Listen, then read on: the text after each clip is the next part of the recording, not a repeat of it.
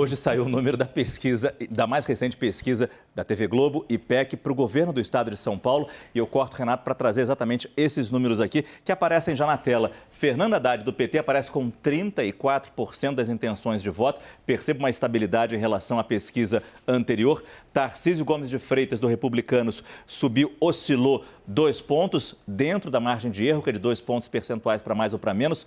E Rodrigo Garcia aparece com 19%, oscilou 1 ponto percentual dentro da margem de erro também. Um resultado bem diferente da de ontem, né, Yuri? Da Quest, que nos mostrou um empate. Aqui há um empate técnico, 21? Não, aqui nem empate técnico tem. Não, sai da zona de empate técnico e diferente, pois é, se o último Datafolha, a última Quest, tinham vindo com boas notícias para o governador Rodrigo Garcia, esse PEC joga um balde de água fria aí, ou pelo menos bota água no chope. Mostra que, pelo menos, que a ascensão dele não é tão radical assim. Exato.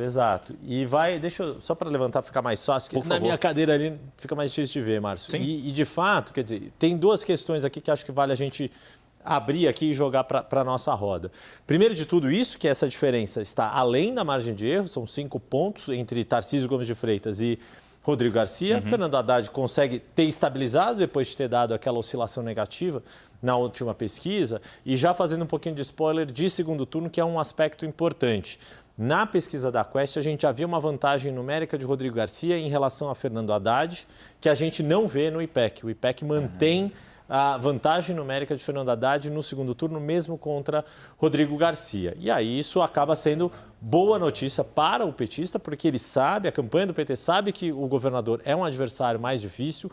Hoje tem uma disputa, inclusive judicial, entre Tarcísio Gomes de Freitas e Rodrigo Garcia, em torno do apoio que os prefeitos do estado de São Paulo, principalmente do interior, estão dando ao governador paulista. Tarcísio quis pedir para a Justiça que suspendesse repasse de verbas.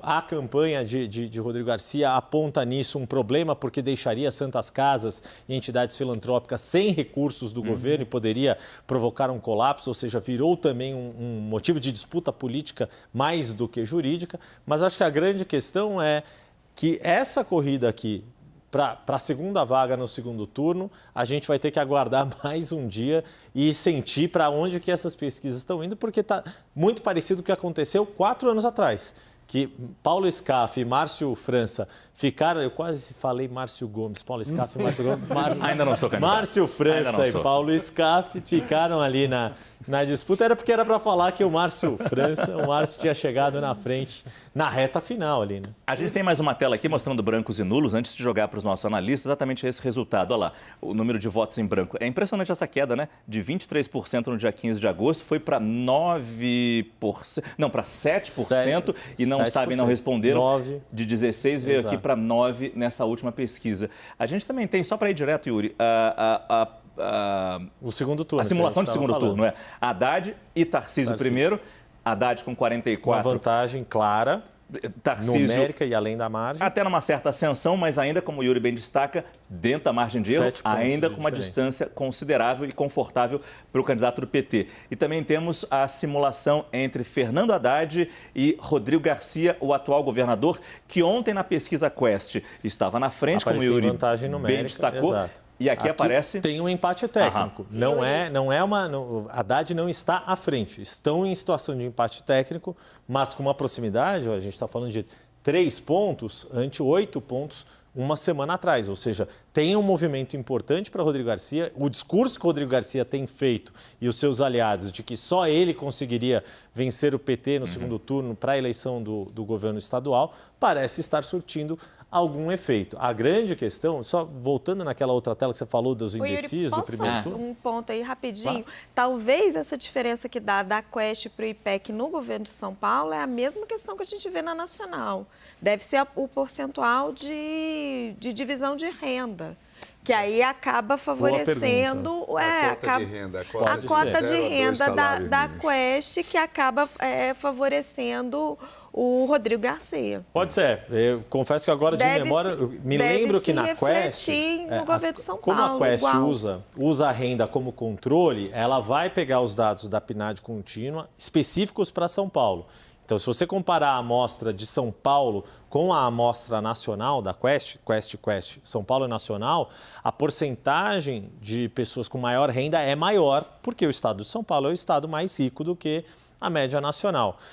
Agora a gente precisaria olhar depois no relatório completo do IPEC para ver como que está essa questão, essa proporção. Só para a gente terminar todas as telas, a gente tem agora a simulação de segundo turno entre Tarcísio Gomes de Freitas, que aparece com 36%, versus o governador Rodrigo Garcia, que aparece com 35%. Totalmente embolados já desde a série histórica toda. Mas o Yuri quer ver de novo brancos e nulos, no primeiro turno, exatamente. No primeiro porque turno. Você mencionou essa questão da queda do número de indecisos e me chama a atenção a questão da data.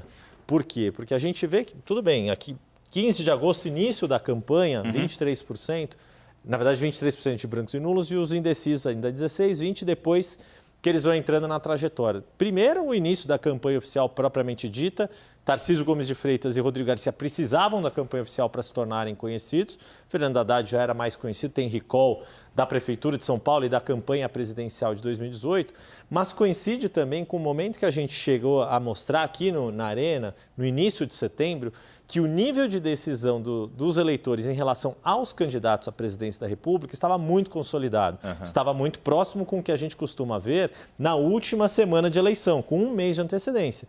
Ou seja, se eu já escolhi o meu candidato a presidente, Lula, Bolsonaro ou qualquer outro candidato, mas em tese Lula e Bolsonaro que são os mais escolhidos, agora eu posso começar a pensar no candidato ao governo do meu estado. E muito provavelmente é isso que a gente vê, porque a sequência lógica é essa, né? Escolher o candidato a presidente senador. E depois governador, senador. Deputado estadual na fila. Deputado estadual e federal, às vezes, é na fila, às vezes, e boa parte dos eleitores sequer escolhe um deputado estadual ou deputado federal. Até porque o voto proporcional em lista aberta para a escolha desses parlamentares é absolutamente ilógico. Você imagina que um eleitor de São Paulo tem que escolher um candidato a deputado federal entre 1.353 candidatos. É muita coisa. Mas é emocionante acompanhar isso aqui, né, Caio? Essa decisão, a gente sabe que vai para segundo turno. Mas quem vai para o segundo turno, isso só no dia 2 de outubro a gente vai saber. Mas tem uma peculiaridade aqui, várias peculiaridades nessa campanha paulista, né? Primeiro que as estratégias das campanhas nacionais, elas estão assim, as caixas de ferramentas já não tem mais muito o que fazer até domingo, e as próprias campanhas admitem isso, muito embora o Lula está aí frenético, tentando angariar mais apoios. Mas aqui em São Paulo, são dois movimentos importantes, e ontem eu passei o dia conversando com as três campanhas intensamente.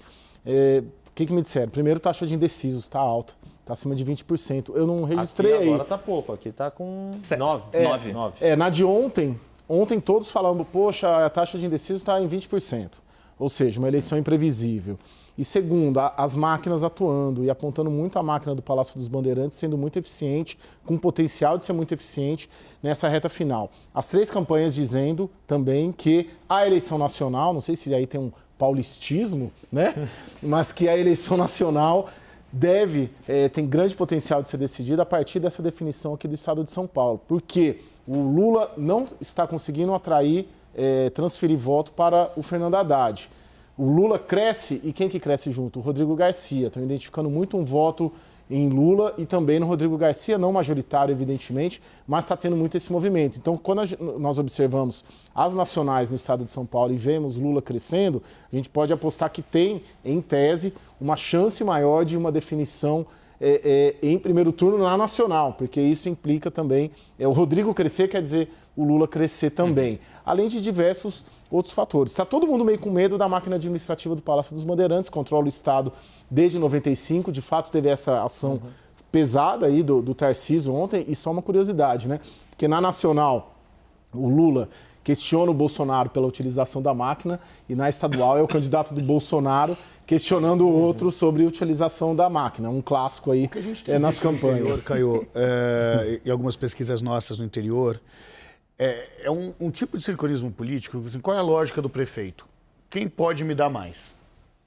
E aí você tem uma máquina do PSDB jogando para um processo do Rodrigo e a perspectiva do Alckmin como vice-candidato a vice, não estou falando do ponto de vista do eleitor, tá? Eu estou falando do ponto de vista de como você coloca a máquina a serviço desse processo de voto. Então, em que pese todas as brigas que teve no PSDB, em que pese os 4 anos de gestão do Dória, que o Rodrigo cuidou objetivamente da máquina, existe um carinho muito grande e uma confiança nos acordos que o Alckmin, que foi o governador, que mais passou tempo relacionando com esse prefeito com relação a isso. Eu ouvi ontem essa possibilidade no Palácio dos Bandeirantes. E também acho que tem uma questão de identidade, porque o perfil do Rodrigo é um perfil Geraldo, né? É o caipira, numa cidade, embora o Rodrigo São José do Rio Preto é uma cidade grande, né, do interior paulista, o Alckmin é de Pindamonhangaba, uma cidade menor, mas tem esse perfil.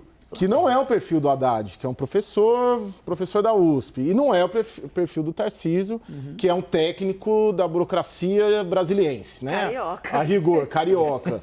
Então tem essa identidade de perfis também. Vocês estão sendo maldosos, ele já descobriu onde ele mora. Raquel tinha que trazer esse ponto. Ué, gente, mas é impossível. Fala, professor. Só uma observação rapidamente.